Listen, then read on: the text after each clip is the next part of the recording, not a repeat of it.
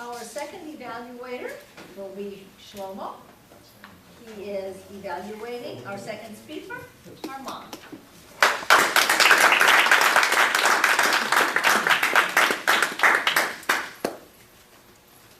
Armand today spoke, he gave his fifth speech, which is Body Speaks.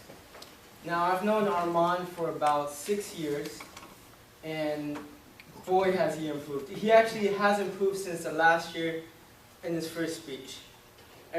When he gave his first speech, he was always stuck in the middle. He kind of played around with his palms, got a little nervous, said a lot of ums and uhs. I don't think I heard any ums or uhs today unless I was so engaged in your speech. Your speech was very engaging. I visualized everything that happened during your speech. You had descriptive words, such as when your dad came to save you and he took off his three-piece suit. I can imagine everything that happened. Some feedback in the very beginning, you put down your water and you said, don't mind me, I'm sick. Now, I've been trained by a professional, and you don't want to say that, because as soon as you say, I'm sorry, I'm sick, that's like telling the audience, I'm not going to give you the best speech. So even if you're sick, just give your best speech and do the best you can do.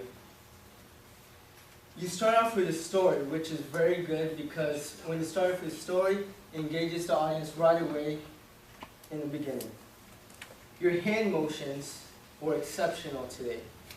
I loved the little swimming motions. I loved how you pointed to your head and you said, nope, the fear's not coming my way. But there were some times during the speech where I feel like you could have completed your hand motions or done your hand motions with a little more enthusiasm. When I first started speaking, I remember Joe telling me I used to do the same thing. I used to do the motion like baseball swings, but I wouldn't complete it. So just make sure when you're doing the hand motions like swimming, you put your great enthusiasm. Don't just go like this, but do your full hand motion. You look like you were having fun up there. And like I said, I didn't hear any uhs. Your speech felt flawless, and it felt like you prepared a long time. You kept the story suspenseful. You stuck humor in there, such as your short shorts, and swimming was easy. I could do it in 3 days. You did something professional speakers do, and that's you gave lessons during while a story was going on. Most people, in the beginning, they say, oh, I have 3 lessons here today, and they state the lessons. But you didn't do that. You went on with your story, and you stated your 3 lessons while going on.